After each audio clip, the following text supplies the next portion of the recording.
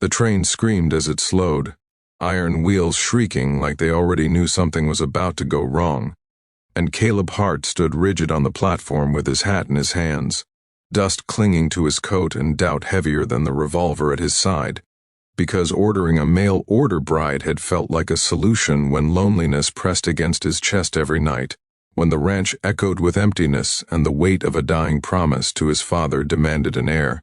But now, as the steam billowed and townsfolk gathered with quiet judgment in their eyes, he wasn't sure he'd made the right choice, not when the letter he'd received described a simple woman, practical, grateful, someone who would fit neatly into his harsh world, and then the train doors opened and she stepped down, tall and poised, wearing deep blue like royalty instead of desperation, her spine straight, her chin lifted, her eyes sharp with intelligence and history. And the entire platform seemed to hold its breath, because this woman was not what anyone expected, least of all Caleb, whose heart thudded once, hard, like a warning shot. She moved with deliberate grace, gloved hands steady, corset tailored perfectly, hat tilted with authority, and when her gaze met his it wasn't shy or submissive. It was measuring, assessing, as though she were the one deciding whether he was worth the journey. And in that instant, Caleb realized the letters had lied or omitted something crucial, because women like this did not sell themselves to strangers unless they were running from something far bigger than poverty. The conductor called her name, and when she answered, her voice was calm, refined, edged with steel, and Caleb barely recognized his own when he stepped forward and introduced himself, noticing the way whispers rippled behind him, the way men stared too long, the way women frowned with envy or suspicion, because this was no ranch wife. They all saw it. And when he offered to take her bag, she didn't hesitate or resist, but handed it over as though she expected him to be capable, competent, equal. And that unsettled him more than if she'd been frightened, because fear he understood, fear he could manage. But this woman carried secrets in her posture, in the faint scar near her glove line, in the way she surveyed exits without appearing to. And as they walked toward his horse, she finally spoke again, quietly. "You expected someone else, not as a question but a fact." And Caleb swallowed hard, realizing that lying would be useless. So he told the truth, that he expected someone simpler, someone ready to disappear into ranch life. And she smiled, not warmly but knowingly, and said, "Then I suppose we'll both be disappointed," and climbed onto the wagon without assistance, shocking him further. The ride to the ranch was long and silent, broken only by the wind and the creak of leather, and Caleb felt like a boy again, stripped of certainty, while beside him sat a woman who seemed to carry her own weather. And when they finally arrived, and she stepped down, looking at the wide land with something like sorrow instead of awe, she said softly that it was beautiful in the way lonely things often were.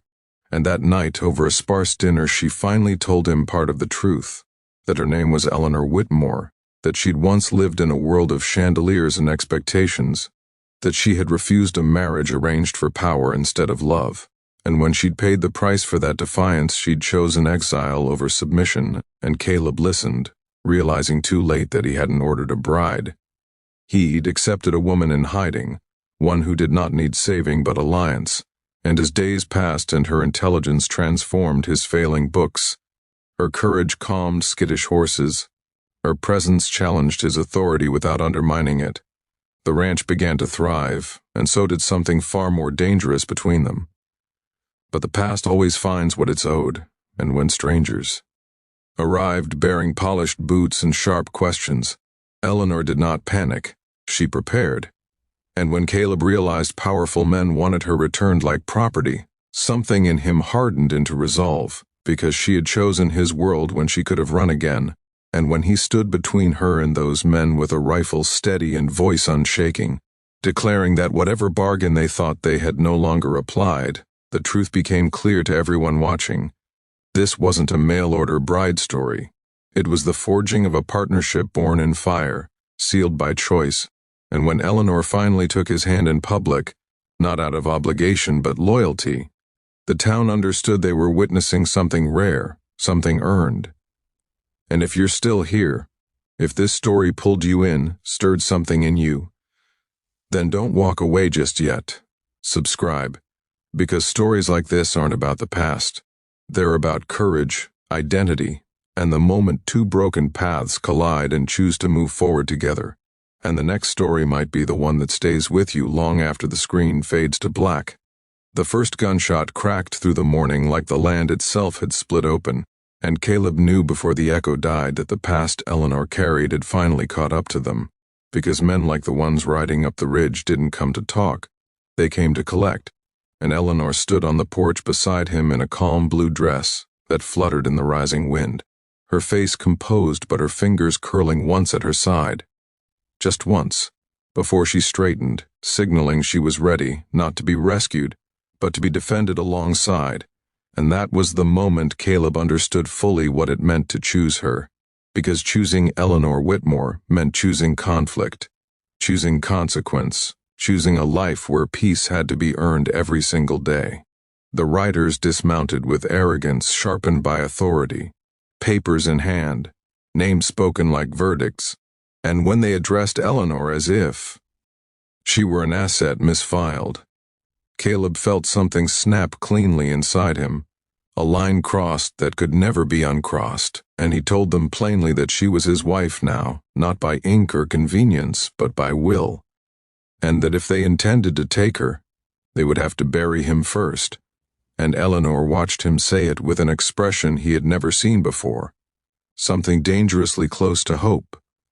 The men laughed because men who believe the law is on their side always laugh first, but laughter fades quickly when resolve doesn't.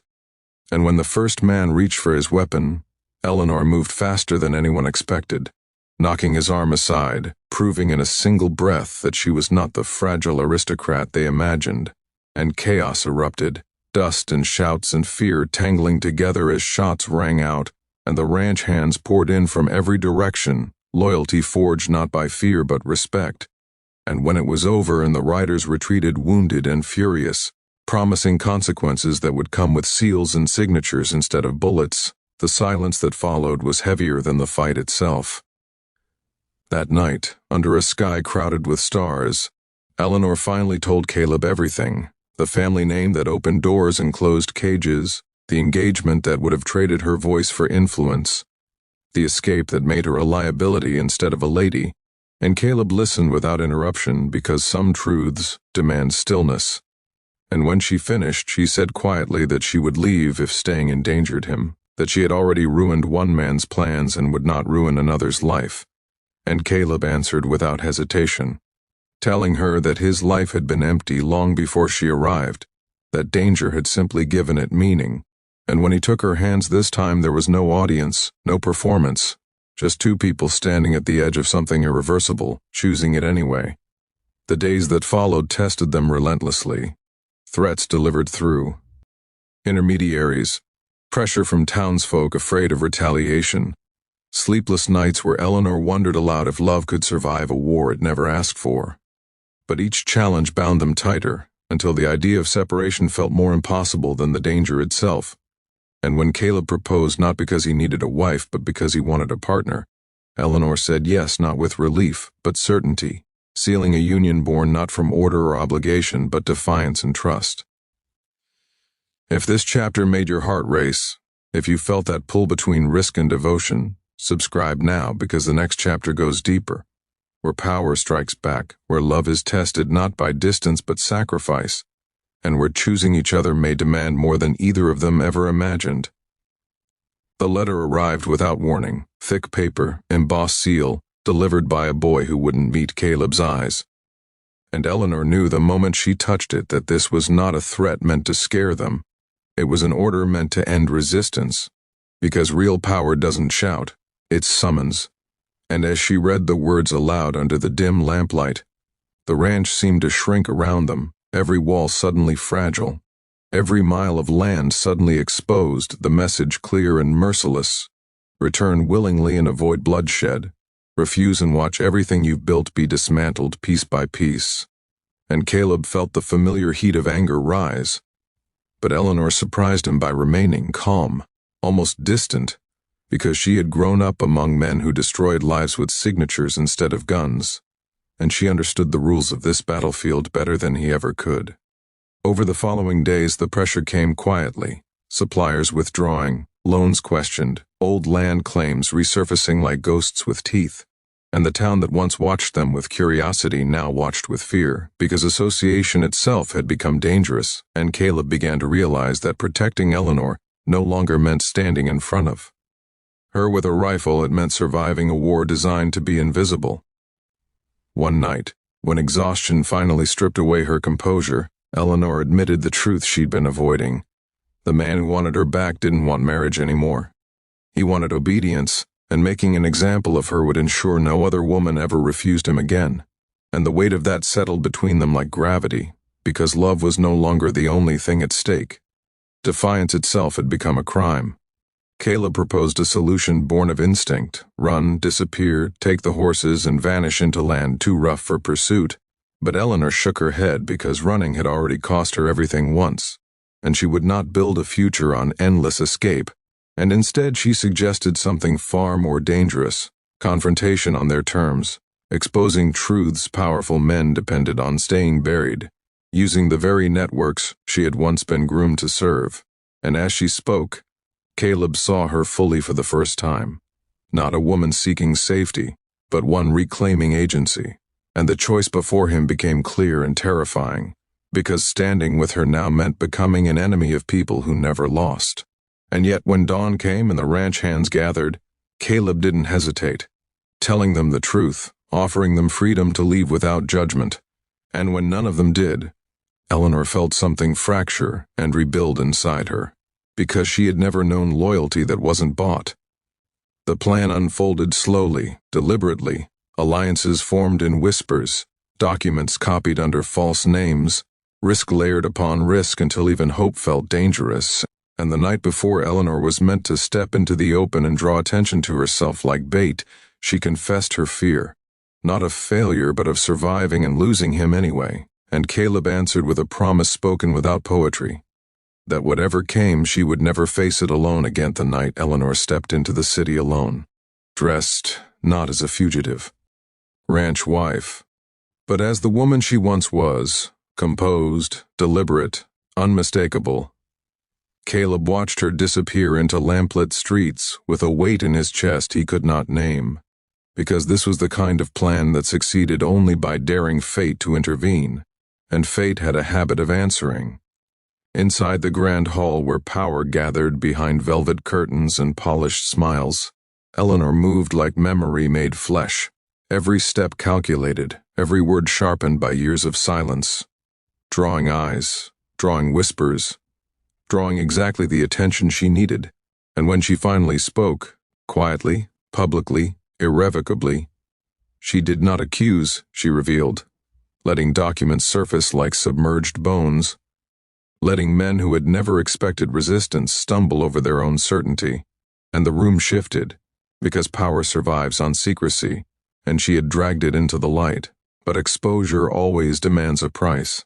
And as the crowd erupted into chaos, Caleb felt it before he heard it, the distant roar, the crackle of flame. And when he turned toward the horizon and saw smoke rising from the direction of the ranch, something primal tore loose inside him. Because while Eleanor had gone to confront the past had struck back at their future. By the time he reached the land they had built together, fire had already devoured the barn, embers floating like dying stars, and neighbors stood helpless, ashamed. Because intimidation works best when everyone understands the cost of defiance. And Caleb dropped to his knees in the dirt, not from defeat but fury, because they had underestimated him in the same way they had underestimated Eleanor. They thought destruction would make them surrender. When Eleanor returned at dawn, soot-streaked and exhausted, expecting retaliation against herself, she found Caleb standing amid the ruins with a steadiness that terrified her more than anger ever could. And when she tried to apologize, tried to take the blame, he stopped her, telling her that land could be rebuilt, structures replaced, but courage like hers was rare, and worth any price. That was the night they made a vow not spoken aloud, a vow that whatever they rebuilt would be stronger, louder, and impossible to erase. and as word spread of the exposure of names whispered too widely to silence now, the men who believed themselves untouchable began to retreat, not in defeat, but calculation, because battles can be lost without losing wars. Rebuilding was slower than burning, harder than fighting, but each beam raised felt like defiance made physical, and Eleanor worked beside Caleb not as a symbol but as labor, her hands blistered, her resolve unbroken, and the town watched something shift, not just in them, but in itself. Because fear weakens when people see it resisted, and one by one allies returned. Suppliers reappeared, debts quietly forgiven, until the power that had once loomed absolute began to fracture under scrutiny. Eleanor received offers to reclaim her old life, invitations wrapped in apology and opportunity. But she refused them all because the woman who had stepped off that train no longer belonged to anyone's design but her own. And when Caleb finally built her a home that was not a fortress but a promise, she stood on the porch at sunset and realized she was no longer running. She was choosing. Peace did not arrive all at once. It crept in cautiously like an animal unsure it was welcome, and Caleb learned quickly that victory was quieter than war, heavier in its own way, because when the threats faded and the letters stopped coming, what remained was the simple, terrifying truth that they were finally free to choose how to live without resistance defining them. The ranch rose again from ash and effort, stronger but humbler, not a monument to defiance but a testament to endurance, and Eleanor moved through it with a steadiness that came from belonging rather than survival, her laughter returning slowly, her eyes softer now that they no longer scanned for exits, and Caleb found himself adjusting too, learning that loving her wasn't about standing guard forever, but trusting the world enough to lower his weapon and still stand tall. The town changed alongside them, not dramatically, but honestly, neighbors greeting Eleanor not as a curiosity or a danger but as part of the land itself. And when a young woman arrived one morning asking quietly about work, about choice, about how Eleanor had dared to say no and lived to tell it, Eleanor understood then that the cost they'd paid had purchased more than freedom for themselves. It had opened a door for others. On the anniversary of her arrival, the train passed again, steam rolling across the horizon, and Caleb stood beside Eleanor watching it go, remembering the man he'd been when he ordered a stranger to fill a silence he didn't know how to face. And Eleanor squeezed his hand, not as reassurance but as acknowledgement, because they both understood how far they'd come from that moment. They married not in spectacle but in certainty, vows spoken plainly, promises rooted in choice rather than necessity, and when night fell and the stars stretched endlessly above them, Eleanor rested her head against Caleb's shoulder and said softly that the most shocking thing she'd ever done wasn't stepping off that train. It was staying, and Caleb smiled, because he knew the truth ran both ways.